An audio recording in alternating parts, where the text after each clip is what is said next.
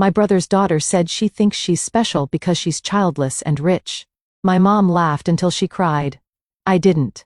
I just stood up, kissed my grandma goodbye, and left. The next morning, every college account I funded was at zero. My name's Jeanette. I'm from San Diego, and I make more money in a quarter than most of my family does in 5 years. I don't say that to brag. I say it because I know exactly how they see me. Not as generous, not as the one who bailed out my brother during his divorce, or the one who covered 3 semesters of my cousin's daughter's tuition when financial aid didn't come through. Not even as the one who quietly pays the property taxes on my mother's house every year. No, they see me as the one who thinks she's better than them. Because I don't have kids, because I live in a glassy high-rise with a view of the bay. Because I don't ask them for anything. They don't say it to my face. Not usually, but they think it. And last Saturday, one of them finally said it out loud. It was my grandmother's 90th birthday. The whole family was packed into her backyard in Sacramento. Tables covered with plastic tablecloths, kids weaving between legs with cake on their faces, someone's Bluetooth speaker playing a playlist that hadn't been updated since 2012. I flew in that morning straight from a pitch meeting in LA. First class, slept the whole flight. No one asked me about it. I'd been there maybe an hour, made small talk, hugged people, complimented the Kleslaw. I was sitting near the end of the table sipping lemonade when Madison, my brother's daughter, walked over and dropped the grenade. She thinks she's special because she's childless and rich. Just like that. No lead-up, no context. She said it to no one in particular, but loud enough for everyone to hear. And then she smiled, like she just dropped the line of the day. My mom, sitting across from me, started laughing so hard she had to cover her mouth with a napkin. A few others joined in. I looked around. Not one person looked uncomfortable. Not one person said, maybe that was out of line. So, I stood up. I didn't say a word. I walked over to my grandmother, kissed her cheek, told her happy birthday, and left. No scene, no storming, just done. The next morning, I got up early, made coffee, opened my laptop, and logged into the college savings accounts. I'd set them up years ago, 5 in total. 1 for Madison, her younger sister, 2 other nieces, and my cousin's son. Every month, money went in automatically, quietly. No fanfare. They were all on track for 6 figures by the time the kids graduated high school. By 7:42 a.m., every account was empty. By 8:05, I had my first missed call. My brother, then my cousin, then my mother. Madison sent a text that just said, "Wait, what?" followed by 5 question marks. I didn't respond. I blocked her instead. Then, I went for a walk, got a latte, and turned off my phone. No one had ever heard silence from me before. They were about to find out just how loud it could get. By Monday, my mother had left 4 voicemails, each one more frantic than the last. I didn't listen to any of them. I watched them transcribe on my screen, like a slow-moving car crash. What happened to the college accounts, Jeanette? Call me back. Are you okay? You left Grandma's early, and now the money's gone. This is about Madison's joke, isn't it? Don't be ridiculous. You can't just punish the kids, Jeanette. That's low even for you. Even for me, that one stuck. Like I was the one who'd made things personal. I spent that afternoon on my balcony, phone off, glass of wine in hand. San Diego was cool and breezy, and the chaos felt far away. For the first time in years, I didn't feel like the family wallet with a pulse. By Tuesday morning, the emails started. My cousin emailed first. Subject line, "Just want to talk." He wrote a paragraph about how grateful they were for my help over the years and how his son was counting on that money for college. Said he didn't agree with what Madison said, and that kids say dumb things sometimes. Said they were all just joking. Then came my brother's email, longer. Defensive. He said Madison was a teenager and I'd overreacted. He told me he was struggling financially, that Madison was expecting to go to Oregon State next fall, and now everything was up in the air. He threw in a line about how he always knew I'd pull something like this eventually. I didn't reply. Then something unexpected happened. That evening, my cousin's wife called. Not a text, not a voicemail, a real call. I let it ring out. Then she texted, "Hey Jeanette, I know you're upset. I would be too. I just want you to know that we appreciated everything you did, even if we didn't always say it. You didn't deserve that. I hope you'll come around eventually, but if not, I still wanted to say thank you. It was the first real thing anyone had said since the party. It wasn't graveling, it wasn't guilt-tripping, sounded like honesty. I didn't respond, but I didn't block her either. By Wednesday, my grandmother called. Her voicemail was short. Jeanette, I love you. More desperate. He sent screenshots from Madison's college portal. He listed the tuition deadlines. He even asked if we could have a mature conversation. I couldn't help but laugh at that one because, here's the thing, until now, I wasn't angry. I was done. That's different. But suddenly with the money gone, everyone remembered who I was. Not just the one with the cash, the one they counted on, the one who never asked for thanks, the one who flew in, smiled politely, and never made a scene.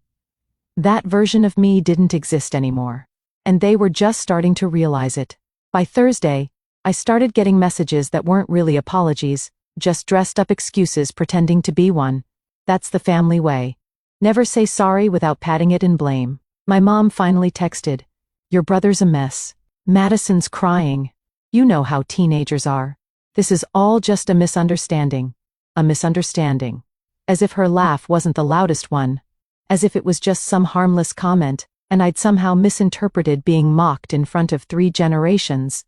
Then she added, "Let's not let one comment ruin years of family." I didn't answer. What I wanted to say was, years of what? Years of me showing up quietly helping, swallowing every backhanded comment like it was part of the family ritual. Instead, I let her sit with the silence. That afternoon, Madison sent me a voice note. She didn't even write it out, just recorded herself crying. I didn't press play. I blocked her on email next. Then came something I wasn't expecting. My Uncle Gary called. We'd never been close.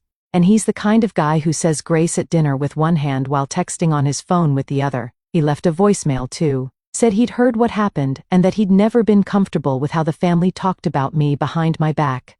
Said he always told his kids I was the one they should be looking up to, that I'd done things on my own terms, and maybe that's what made them so bitter.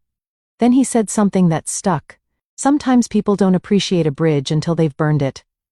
He hung up after that, didn't ask me to call back. I played that voicemail 3 times, not because I believed him entirely.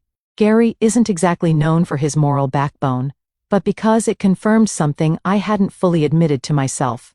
This wasn't just about one comment from Madison. This had been building for years. I started remembering things, like when I paid for my mom's roof repair, and she told everyone the bank helped her out. Or when I flew Madison and her sister to Disneyland 2 summers ago, and they told their friends their dad surprised them.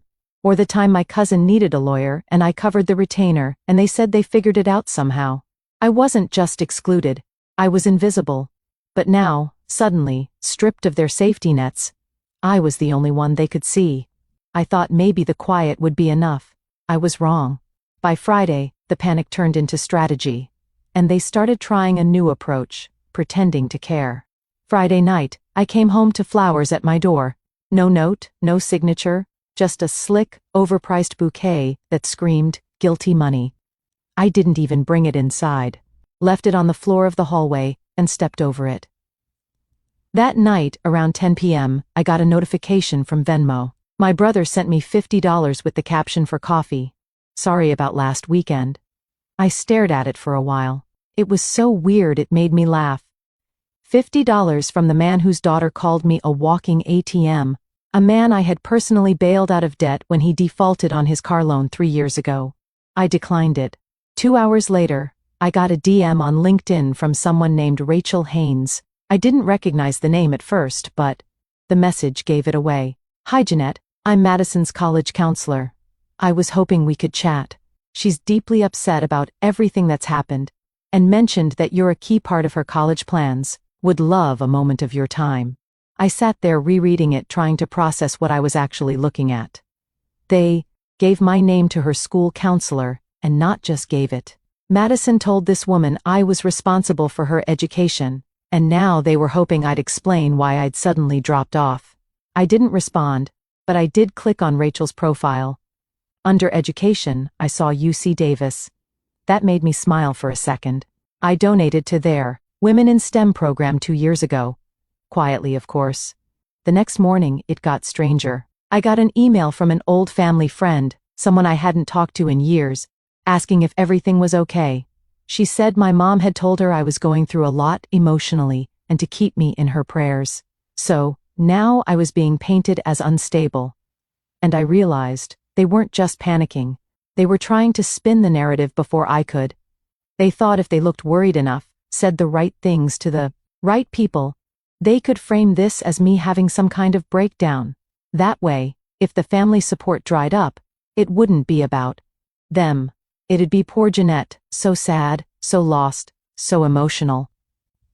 They weren't just trying to fix things anymore. They were trying to control the story. That's when I decided to flip the script. I didn't block my brother. I didn't respond either. I let it sit. Then I posted something. Not on Facebook where they expected me to. On LinkedIn where I knew they'd never go looking. Just a short update. Excited to be redirecting some of my resources toward new scholarship projects for first-generation college students. Grateful for the opportunity to support those who truly value education, gratitude, and personal growth. 10 minutes later, I got a text from my cousin's wife.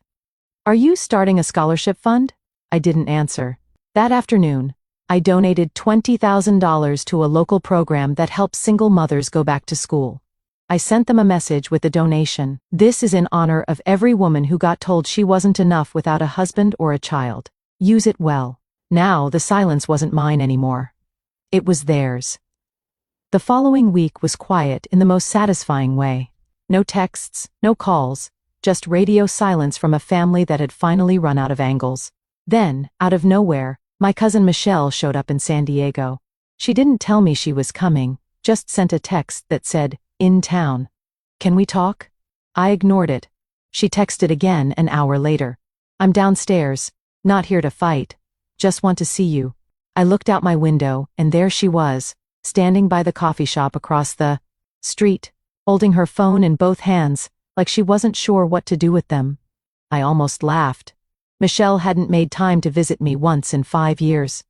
I'd flown up to Sacramento at least a dozen times. She was always too busy to come down. I didn't go outside. I let her stand there until she gave up and walked away. That night, she sent one last message. "I get it now. I really do. We've been awful. Not just Madison. All of us. I think we all just got so used to you being the one who gave without asking. We stopped seeing you as a person. I'm sorry." So, I didn't reply. And then something happened that made my chest tighten. My grandma sent me a letter handwritten. No stamps. Someone had clearly dropped it off. Just one sheet of paper folded in 3.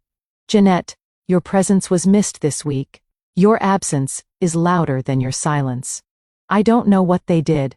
I know what they're capable of, and I know what you've given to this family. I also know what it's like to be the strong one who finally says enough. I love you and I understand, Grandma." I didn't cry. I didn't even feel sad.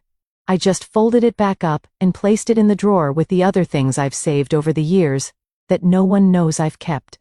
3 days later, I got an email from the local women's college I donated to. They invited me to speak at a spring panel. They said they loved what I'd written about education, growth, and gratitude. They wanted me to tell my story. I agreed. The same day, I got another Venmo from my brother. This one was for $1. Caption: "Please don't shut me out forever." I was wrong. I didn't decline it this time. I let it sit there. A digital reminder of what it took to get them to see me at all. It had only been a week since that backyard comment, but everything had shifted. They used to treat me like a bonus feature. Now they looked at me like I was the foundation, and they finally noticed what it felt like when it cracked. I hadn't cut them off because I hated them. I cut them off because I was done feeding people who bit the hand and then laughed about it in front of the table. And they knew now I wasn't coming back the same way. Fiddle all. It happened a week after Michelle stood on my street and left with nothing. I got an invitation in the mail. Not a text, not an email, a real envelope, thick paper. My name written in careful script. Inside was a card. We're having a dinner. Just us. No kids, no noise, just family. We'd like to talk. Sunday, 6 p.m.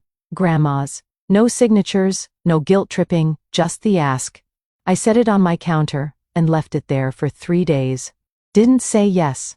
Didn't say no. I wanted to see if they'd follow up. They didn't. Sunday came. I put on a plain black dress, nothing flashy. Drove up, parked 2 blocks away, took my time walking. The second I stepped into Grandma's house, I knew something was different.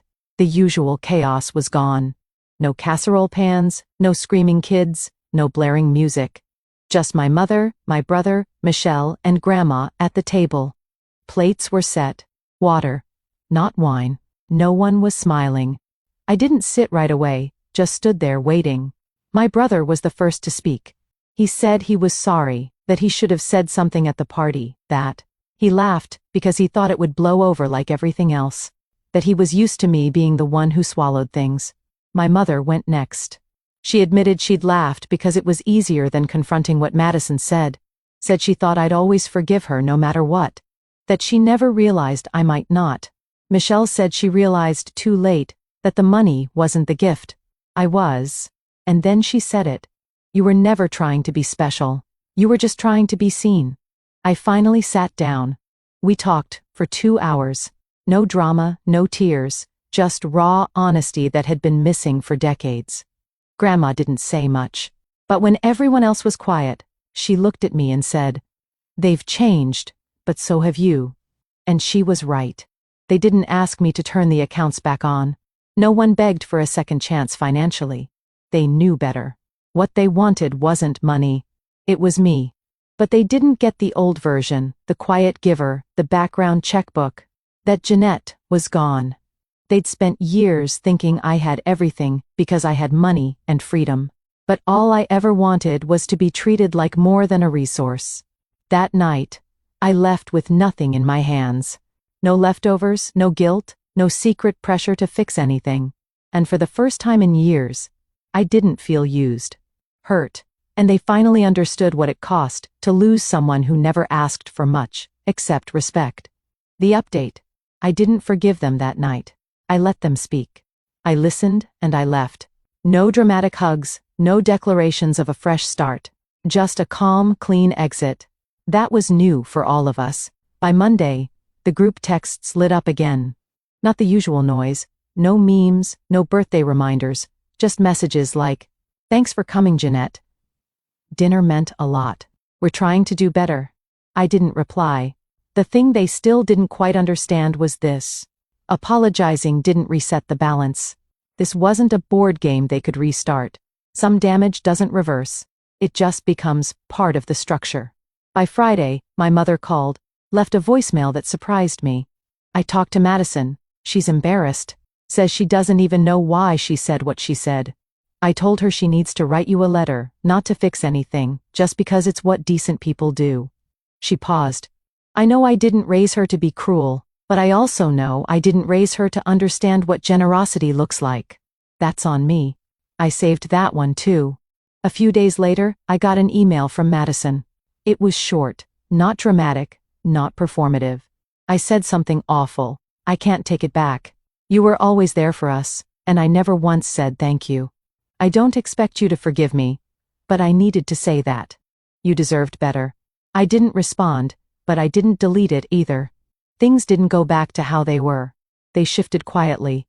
Michelle started checking in once a week, just to say hi. My brother stopped asking for anything. My mom mentioned she'd started volunteering at a women's shelter. Said she realized she needed to spend more time giving to people who didn't expect it. I kept my distance. I'd grown colder. Not cruel, just clear. I didn't fund the accounts again. I didn't start visiting more often. I didn't offer money. What I did offer was presence when I chose to. And slowly they began treating it like something valuable. Not assumed, not owed, earned.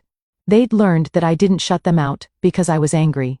I shut them out because I finally realized that the only way they'd ever value me was if they had to live without me first. And now they knew what it